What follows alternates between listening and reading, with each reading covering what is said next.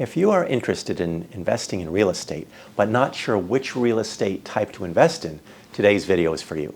From core real estate to value-added real estate, from opportunistic real estate to REITs and online platforms, we'll go over the many ways you can participate in real estate investing and even share with you the strategy of our own in-house private real estate fund.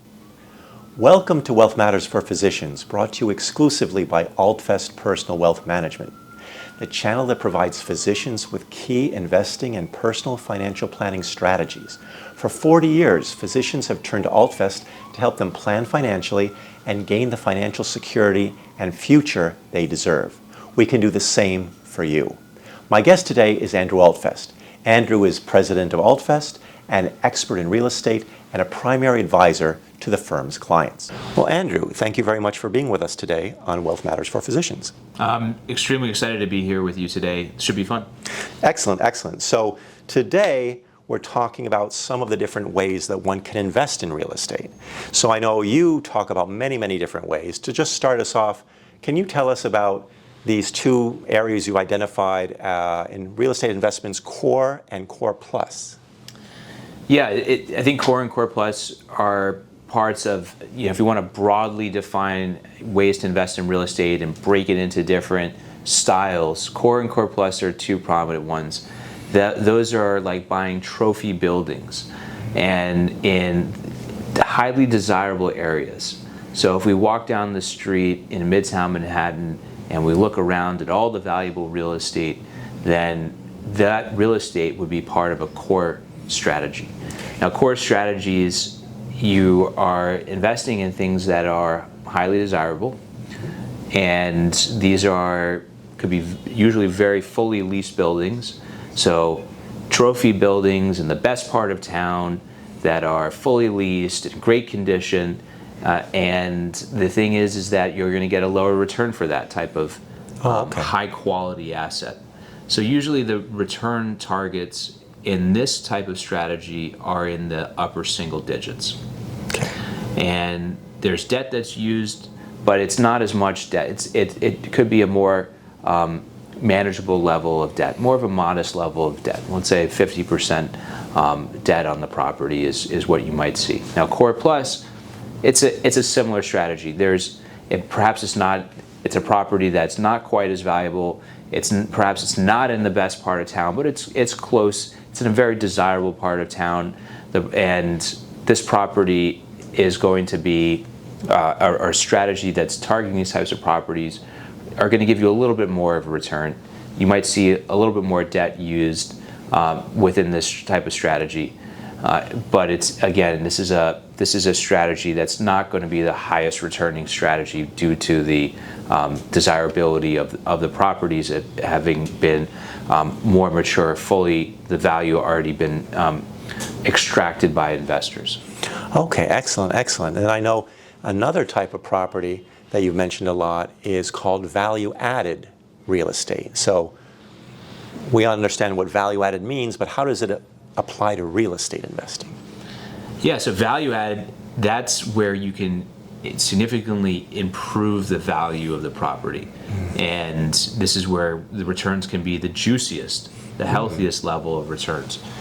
So an example of a value-added property could be a property that's not fully leased, or a property that there hasn't been capital improvements made to the property in a while, and the property needs to be repositioned. A property that's distressed could be a value-added property. Let's say the property is in very bad condition and has been taken back by a lender, and now the property has to be turned around. So these are examples of value-added properties. This is where we see many of our clients who do invest directly in real estate, in which this is where they're focused, making some type of improvement to the property, as well as where we at Altfest, when we're buying properties directly for our clients through a private real estate fund that we manage for them, this is where we're focused as well in the value add segment. Exactly. I definitely wanted to ask you about that. Is that, Altfest has an in-house private real estate strategy where our clients invest. And can you tell us a little bit more of the details about how the strategy works, how this investment looks like a good investment? What are you doing in this particular investment of Altfest? Yeah, so the strategy that we use for our clients is certainly a value add strategy. And what we're seeking to do within the strategy is to make our money at purchase of the properties. Now, how do you make money at purchase of the properties? Right, it's like you buy it and I'll give you money right there, or what? Yeah, no, it's not quite that easy, but we think that there's some of those dynamics. Real estate is a market in which you can use strategies to get things at a discount.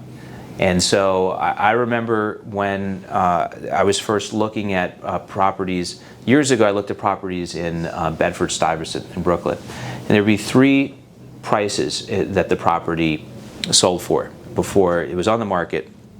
But it had been previously sold in the last couple of years at two lower prices. There'd be a price that someone got a deal at that is a wholesale, what we call a wholesale price, and then that person went and sold it to someone else who bought it and was seeking to rehabilitate it and turn it around and sell it finally to a home buyer. So that was the price that's on the market. Now you can get properties off market, and that's what we do within our in-house real estate strategy. And we buy properties distressed properties at auctions in a number of different states across the country, and we seek to buy them at a significant discount to the value of those properties. And so we can either go and sell them at that time to realize the value, or we can make improvements to the properties. And so we buy it at that wholesale price, make improvements, which just gets us to that next price, and then finally sell them to a home buyer. So it's a strategy that we feel that you can get a real edge by being able to buy in, particularly in markets where there isn't as much competition. We're not in Brooklyn buying them at the courthouse steps where there are 200 people that show up in a room, right, and they all have plenty of money to invest.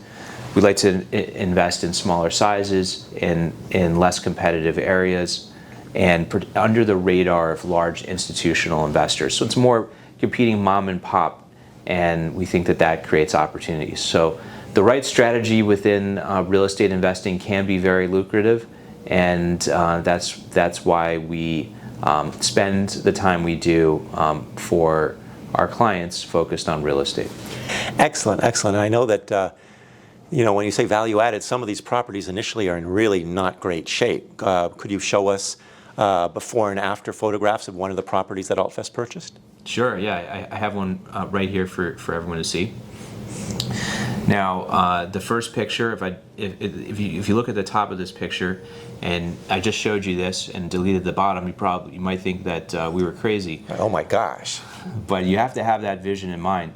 And the properties that have that require more work, that are more of a headache, going back to trophy properties and core properties, the trophy properties are the most desirable, and that's why the return is the lowest. Right. But a property that is in worse shape, or it has more of a headache in some way, can lead to higher returns. So the property was in this condition when we bought it, distressed, and we got it for what we believe was a very, very favorable price. We made improvements. Now it looks like a beautiful property, and sold it to a home buyer. And so this is an example of a value-added distressed real estate strategy. Thank you very much. That sounds excellent. And so now moving on, there's another type of property that you talk about often, which are opportunistic real estate investments. What can you explain? Opportunistic, how? What do you mean by that? Opportunistic is just another way of describing a certain type of real estate investment strategy, which is one in which you're going to be doing things that are more anticipatory in nature. So you could be building before there is demand. You can be doing more speculative building and before you have tenants in place. And so that's, so you see here, it's an example of a real estate strategy that might have more speculation built into it, but the returns also can be very high if you can execute it well and the timing is right. So that's we're going down, and we're going up in the risk level, up in the return level, going from core plus, value add, finally to opportunistic. Excellent, excellent. And so lastly, Andrew, I know that there's so many different ways to invest in real estate. Can you just touch upon some of the other ways? Like, for example, I know that physicians have heard of REITs. I know that, crowdfunding is coming up. Can you tell us a little about these other ways of investing? Yeah, so there are ways to invest in real estate that's great for public investing and ways to invest on the private side. Now, when it comes to publicly traded investments, real estate investment trusts, REITs, are the popular way that investors get access. And REITs are trusts that own real estate, and they have certain tax advantages. So if they distribute 90% or more of their income, then they avoid a double taxation. So you'll see real estate investment trusts being stronger income-oriented investments. They have higher yields, and so people enjoy collecting the income from these investments. We invest in real estate investment trusts for our clients when we think they're attractive. Today is one of those moments in which we think that real estate investment trusts are attractively priced. They didn't do well in 2022, and they're priced comparatively well against similar private real estate investments. Looking beyond real estate investment trusts, if you want to look at things that are more novel and have become popular in the last few years, there are crowdfunding platforms out there. Wow. And that takes advantage of the digital economy and how you can now put a real estate, you can be an investor who wants to go and raise funds and starts a limited partnership and then says, let me distribute that limited partnership through a real estate crowdfunding platform. And that real estate crowdfunding platform investors will be able to go and say, I would like to invest in this real estate partnership, sounds interesting to me, and they match accordingly. Now you have to be careful because real estate is an area of the market that often doesn't have the same regulatory scrutiny that mutual funds have. And so if you're talking about private real estate, you'll want to make sure that someone is doing the due diligence. And some of these crowdfunding platforms don't have a level of due diligence being applied. And if that doesn't happen, then you better be the one experienced enough to kick the tires and say, this is a good investment for me. The last time I looked at these crowdfunding platforms, by and large, it was a great time for people who are seeking the capital, seeking the money from investors to be going out there and looking to do so. And at the same time, the opposite side of that is that for investors, the terms that they were getting weren't as good. So I would be careful and tread lightly with real estate crowdfunding platforms in general. Finally, mutual funds. Mutual funds can provide, when it comes to public markets, can provide good diversification. And the mutual funds can be, if it's actively managed, could have a portfolio manager who's making those decisions about which REITs to invest in, which REITs to select, because the portfolio manager is favoring a certain sector within the real estate market. Let's say the portfolio manager likes industrial properties, doesn't like office properties, and therefore invests accordingly. Or there's specific companies that the portfolio manager thinks are relatively attractively priced and have good long-term growth prospects. So mutual funds can be a good way to get diversification and invest in getting access to the publicly traded real estate market. Great. Well, thank you so much, Andrew. I mean, we've talked about many, many different types of real estate investments in today's video, And I know that some our physicians might be familiar with, some they have not been familiar with. So this was a nice kind of overview on the real estate scene. So thank you very much. My pleasure. Enjoyed it.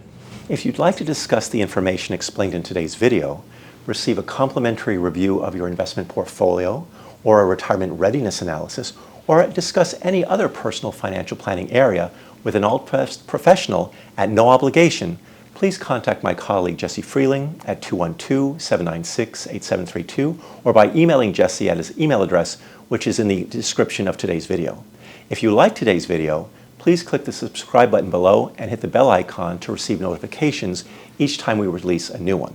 If you think that a fellow physician would find this video interesting or useful, please share it with him or her to help them optimize their finances. Lastly, as always, if you have topics you'd like us to cover, like or dislike certain things that we're doing, or have any other feedback, we'd love to hear from you, so please enter your comments in the comments section below. Well, that's all for today, physicians. Thank you very much for watching today's video, and I look forward to being with you again in our next one. Until then, be well, and remember to keep on optimizing your finances, or let us help you if you'd like.